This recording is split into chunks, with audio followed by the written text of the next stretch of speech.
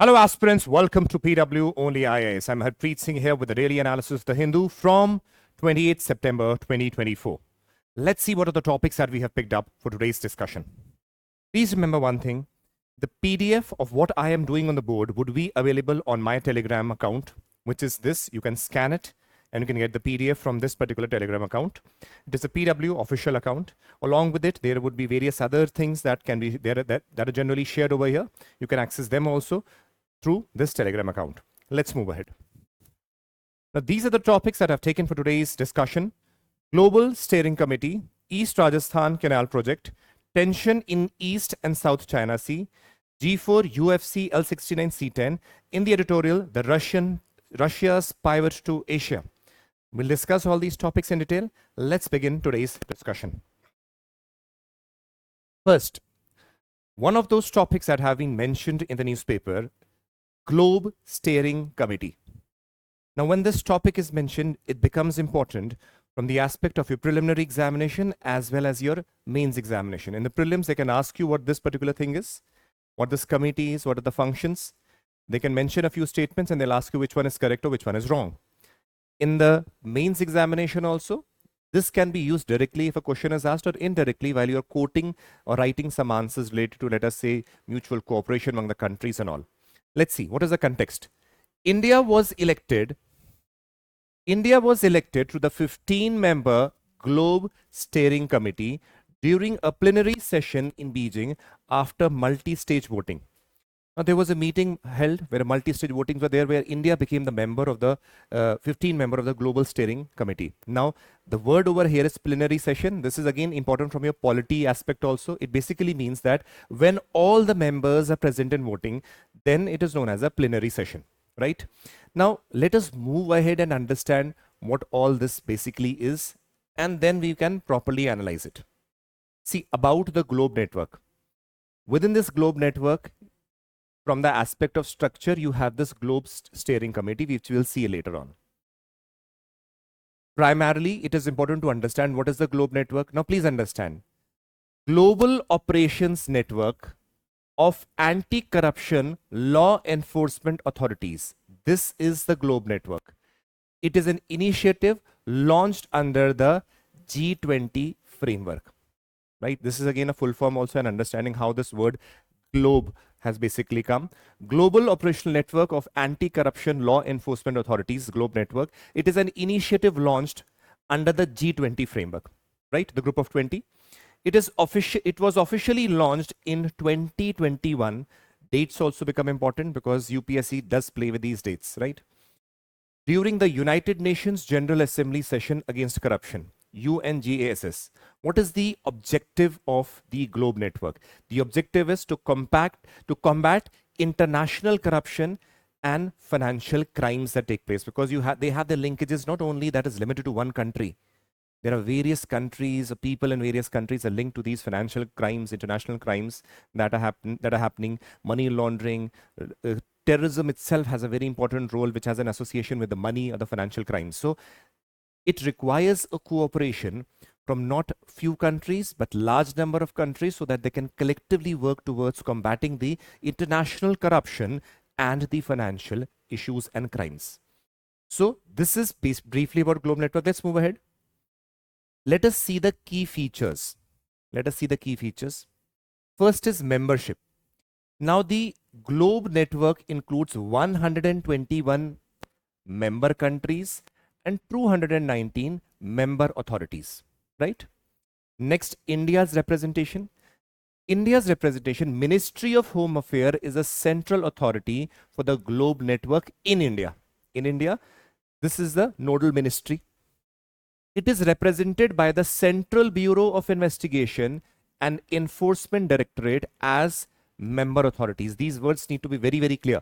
The nodal ministry that is representing India is the Ministry of Home Affairs, and India is basically represented by CBI and the Enforcement Directorate, because in order to combat the international crimes related to finances and financial aspects, so these two bodies are very, very important for that, because money laundering aspects will be involved.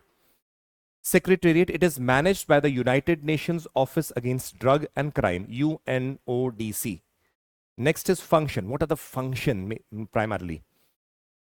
The network, the Globe network enables global agencies to exchange best practices, criminal intelligence, and develop strategies to combat corruption. Now, as we have CBI and the ED being the member authorities, similarly, we will be having authorities from the other countries also.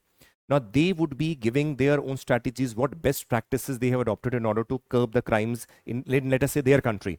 That best practice can be adopted by the various other countries also. They basically exchange the intelligence reports also, because when we see the financial crimes taking place, very often they have international links. That is why sharing of the information intelligence also becomes a very, very important aspect. So this is a very right way forward in which India has become a major power also in the global world. Along with it, India becoming a member of the steering committee does show its power as a group. Along with it, its vulnerability to the various financial crimes that also may take place and their international links. So it is very, very important from the perspective of the financial integrity of India as well as the other countries.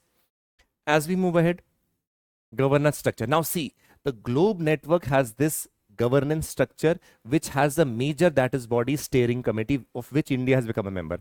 So it serves as a managing body of Globe network, comprises the chair, vice chair, and up to 15 members. So that means becoming a member of this itself is a prestigious thing.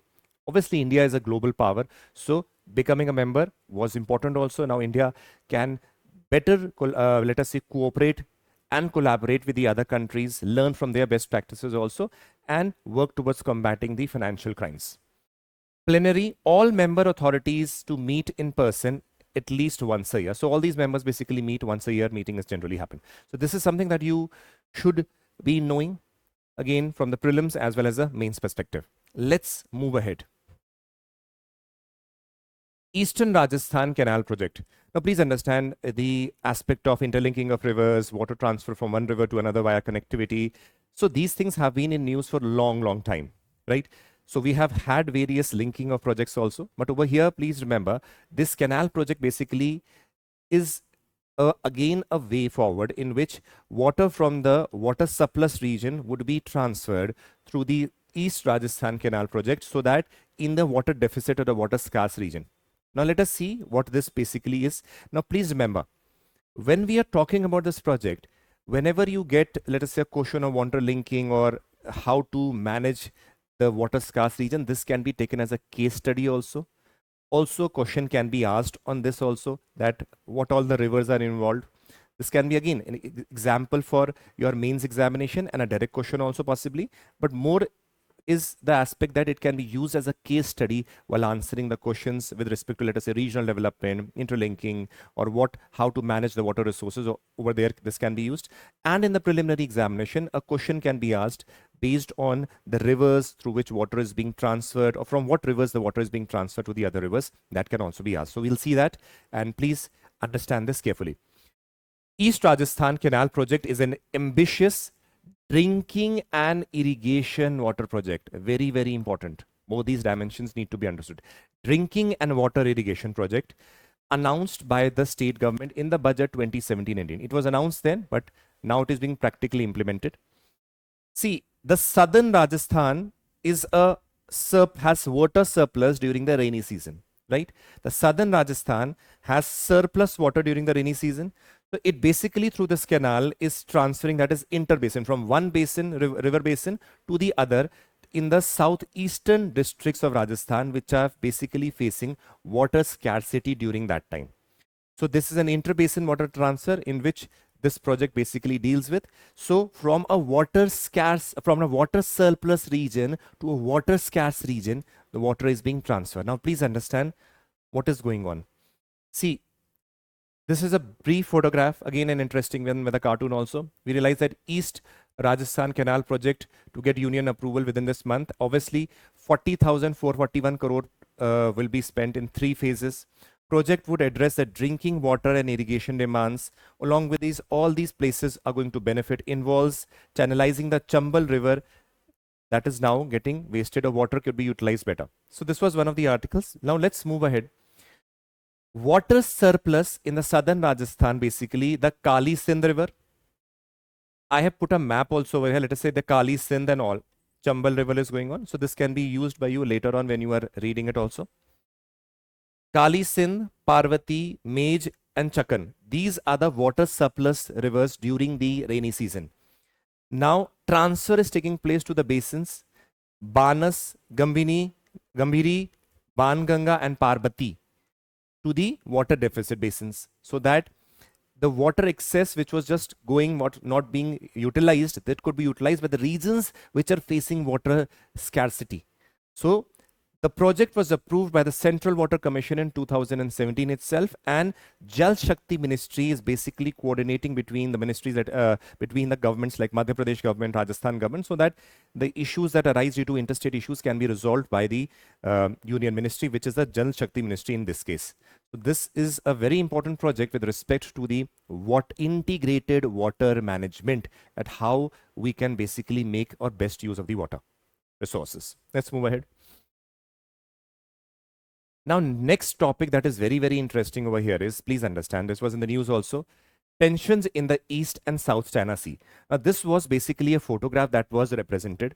Now, you see over here that this is basically the South China Sea. There are 9 dash line, 1, 2, 3, 4, 5, 6, 7, 8. These 9 dash line is being here.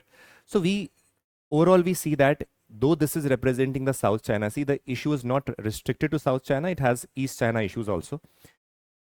Let us see East China and let us see South China and what are the activities that are going on there in order to better understand. Let's see.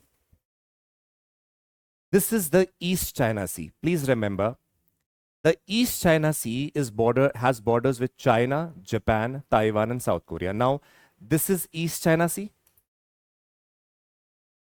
This is East China Sea. This region, this is the southern part of the South Korea.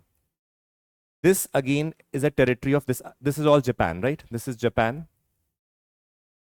This is for the extension of Ryukyu Islands of Japan itself. This is again Taiwan, and this is China, right? Now remember what the problem basically is. Based on the EEZ, Exclusive Economic Zone, this should be the line of demarcation, okay, in geographical equidistant, so that whatever water resources are here, let us see, please understand this. Can you see this orangish line? Geographically equidistant, that means based on exclusive economic zone. This should be the line. That means the water in this side could be used by Japan exclusively. On this side could be used by China. This is based on the international law, right? But what is happening? Now China says no. Based on the continental shelf boundary, it is claiming my authority shall lie till this particular boundary.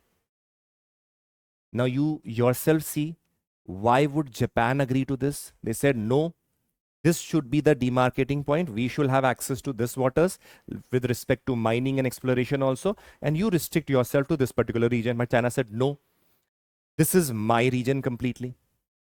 That is why, understand, there is this particular island which lies between the two lines. One that should be, one that is claimed. The pink one is claimed by China. This particular point has an island that is known as Senkaku Island, which is called in Japan. This same island is known as Diaoyu Island in China. Now this is administered by Japan, but China claims this is mine. This island is here.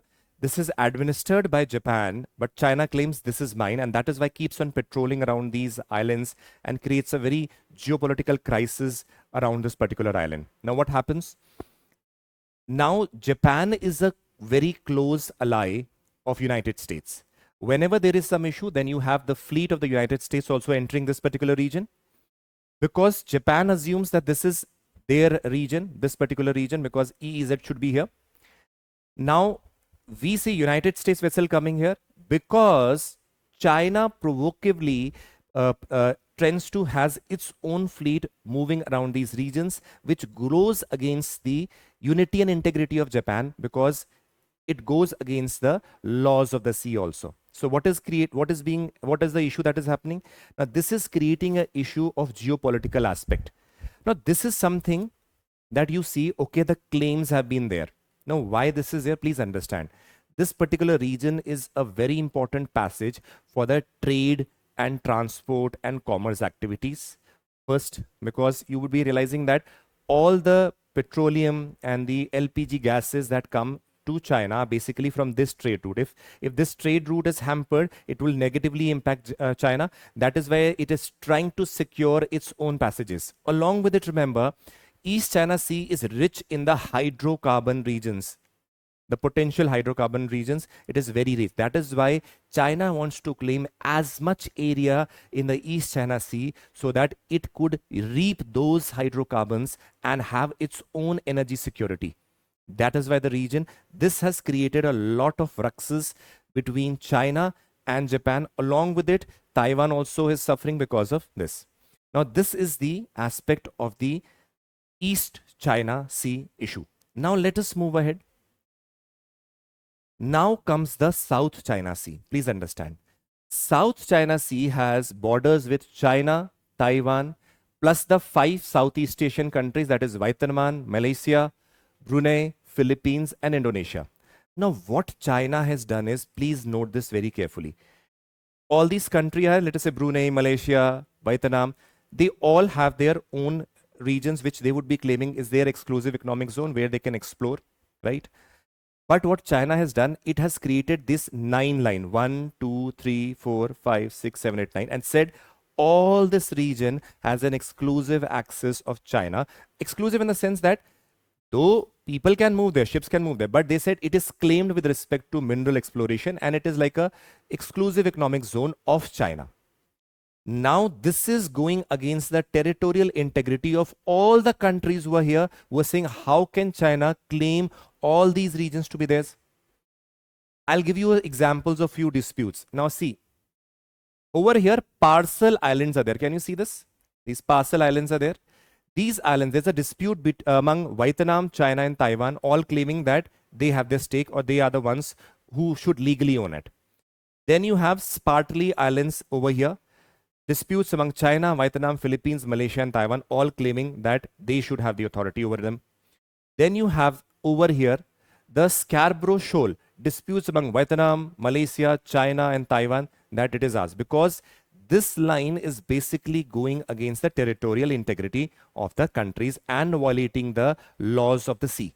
Now, these two again issues are major problems that we are seeing. That is what was mentioned in the article. Now, please move ahead and let's see. Significance of East and South China Sea. Please remember, it has basically strategic maritime trade routes that I already told you. Global digital economy, because important undersea cables go through these regions. So again, very important for the, let us say, the digital security of these countries, in particular China. Energy supply and transport in 2023, 10 billion barrels of petroleum and 6.7 trillion cubic feet of LPG was transported to the South China Sea. You can imagine the importance of these trade routes.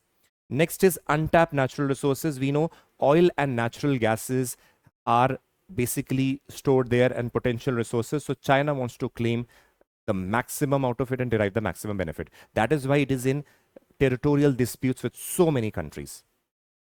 Now see, China's action, you would see aggressive territorial claims. That means infrastructure buildup is happening around the basically reef regions of South China Sea. Rigorous patrolling around the Diaoyu Islands, Zhenjiang Island is the alternative name for this. That means which is administered by Japan but claimed by China. East China Sea, obviously very often what happens is that fishing boats who are moving around there, they come in, let us say, dispute with the, let us say, the naval forces of China, and then it creates issues of arrest and further problems escalate between the countries. Military collaborations like naval exercise with Russia was carried out in these particular regions in 2024 that further aggravated the situation. So these are the certain issues that we see and creating a problem in that. So now that creates a problem not only for India and other countries. That is why you realize that Quad group have been formed where India also wants that the Indo-Pacific region and the other regions should have a free passage. That means their disputes like China, how it is claiming those territories is in fact illegal. It was even by the laws of sea also illegal. So that is why India has been voicing its opinion along with the Quad members that this should be refrained because it goes against the integrity and the territoriality of the various countries that are bordering or around the China or the East China Sea or the South China Sea. Now let's move ahead. These are terminologies G4, UFC, L69, C10 that have been repeatedly used. Please understand there are various groups that have been formed, these are the groups which are aiming to reform the United Nations Security Council.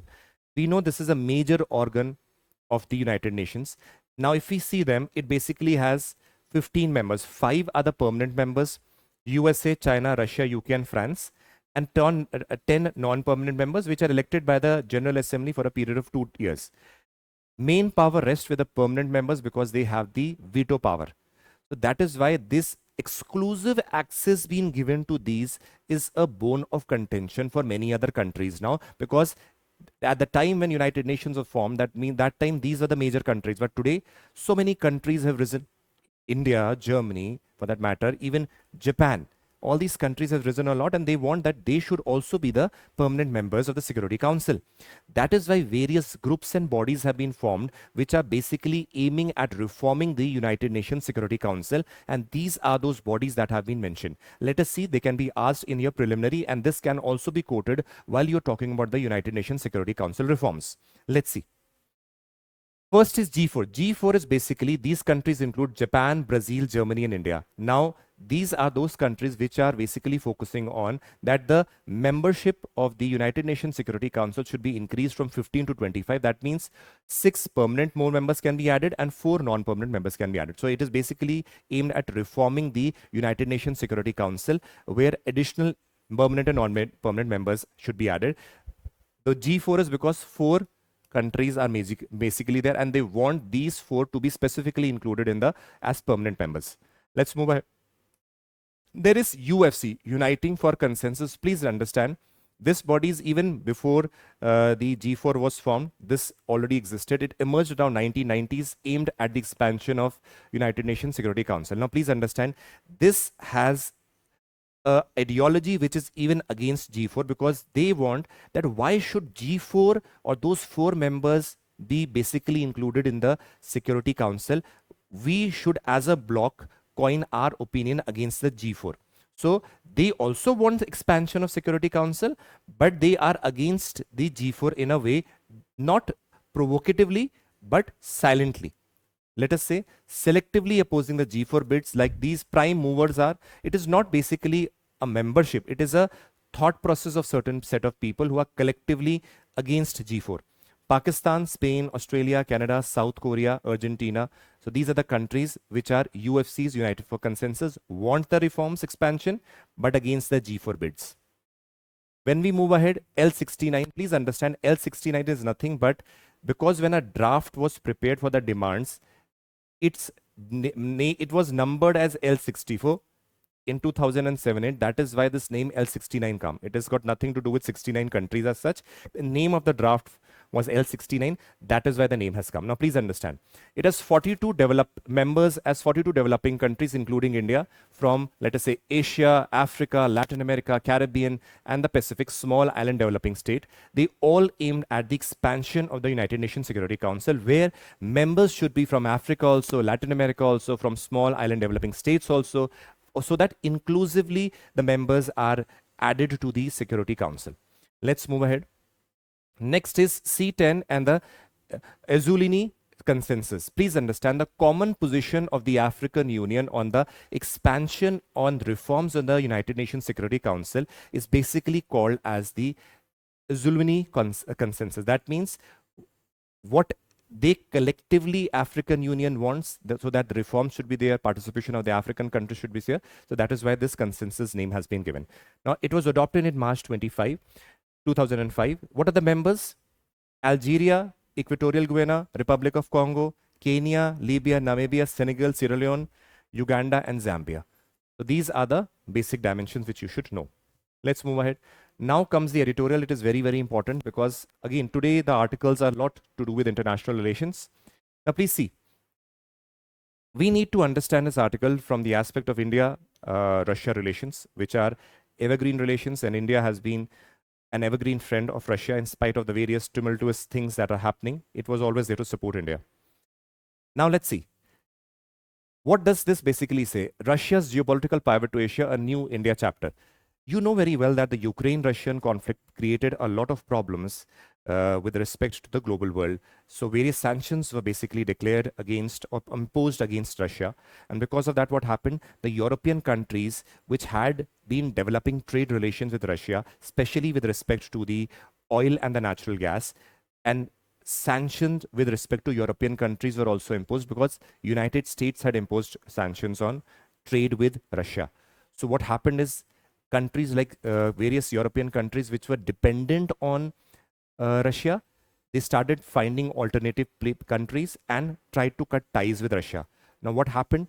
Russia now was already having a various financial issues because it was on continuous war or has been in continuous war with Ukraine.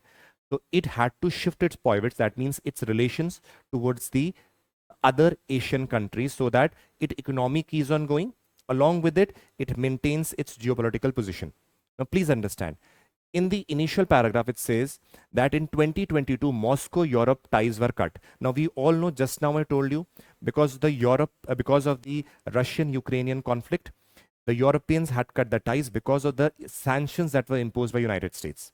Because the European countries tend to follow the unilateral sanctions that America imposes.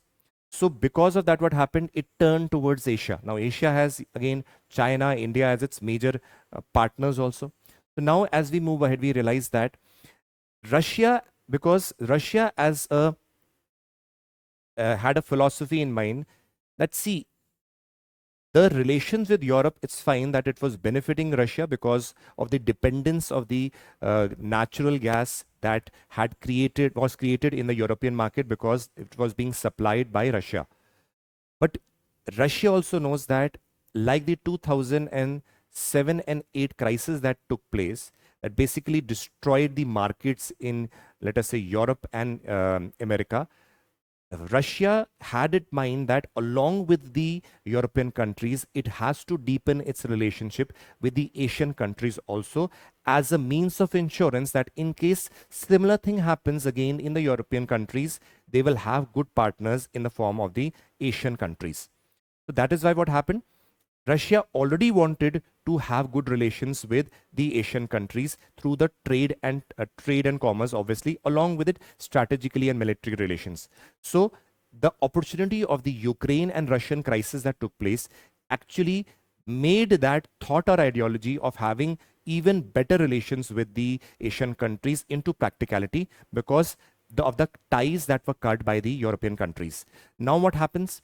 As we move ahead, we realize that over here it is mentioned that with the shift towards China and India also, we realize that China, Russia had already signed a deal with respect to the natural gas.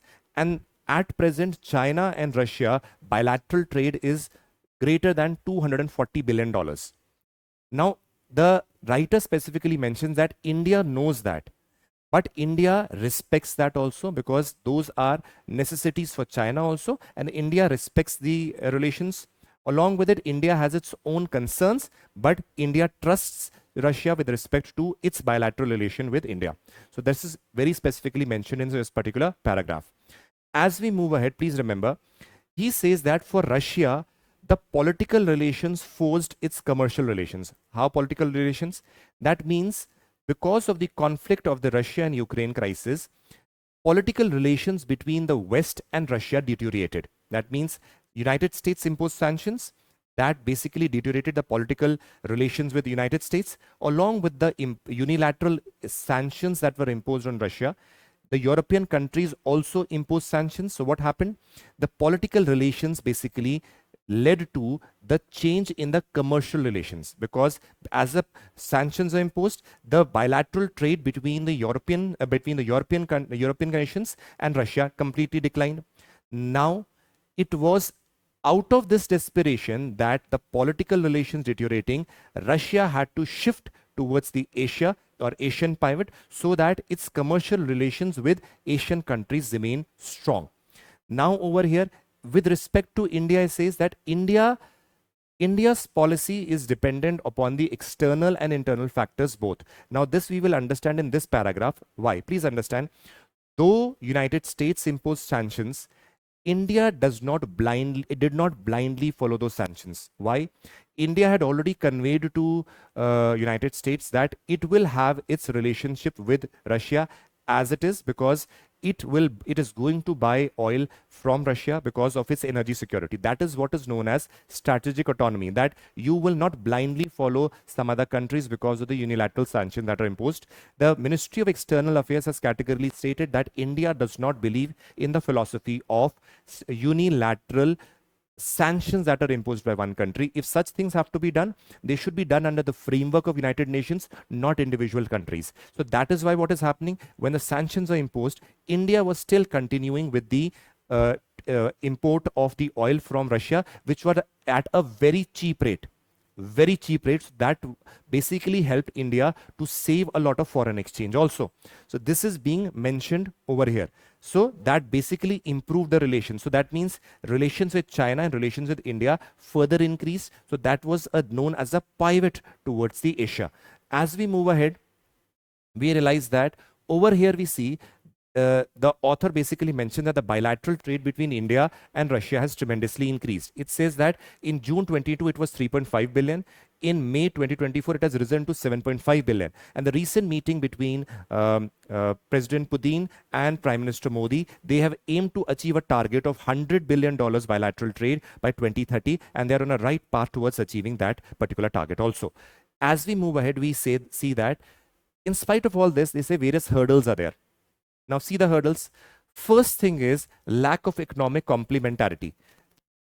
See, India from the perspective is focusing on Make in India. Russia itself has focusing on its concept of Make in India. So that tends to create little bit of dispute between both the countries, which can be resolved because selective import is allowed. That is no issue in that. But we realize there is problem with respect to both countries basically focusing on their own manufacturing dimension, which was earlier like India was dependent upon Russia through various imports. Now they are doing it on their own. So again, there is certain issues with respect to the economic complementarity that is rising. Second is with respect to the sanctions that are there. Now please understand, sanctions though imposed by the other countries, basically we see that though India does not blindly follow, that does affect the trade relations with other countries. So we basically see that unilateral sanctions being imposed on Russia tends to create a geopolitical pressure on India also. That can also be seen as a hurdle in the future time also. Next is the technology and investment. It is basically being said in this article that technology and investment relations have declined a lot, except for the nuclear and military relation. So many other fields can be there where technology collaboration can be done, which is not being implemented right now. Next, the hurdle is indulging in STEM and social science. They said we need to include the STEM relations, science, technology, engineering, and along with it, mathematics, along with social sciences. These collaborations in these fields also be done. So it is very, very important that we explore these areas. Next is, please understand the Ukraine crisis and India, which is present in the last. Remember, India has played a very important role in balancing the relations. You would have seen that in the Swiss peace process that I discussed earlier, India said it will not be a part of it because in order Swiss peace process is to resolve the Russia-Ukraine conflict. But over there, Russia is not a part of it. So India said we will not be a part of the Swiss peace process because till the time Russia is brought to table. Along with it, India has had, Prime Minister Modi has had meeting with Zelensky, the head of the Ukrainian government, where they said it is important that both the countries should resolve the peace. We have seen the 4-point principle given by the Minister of External Affairs how to resolve this particular piece. So India has playing a very important role towards resolving the geopolitical crisis also.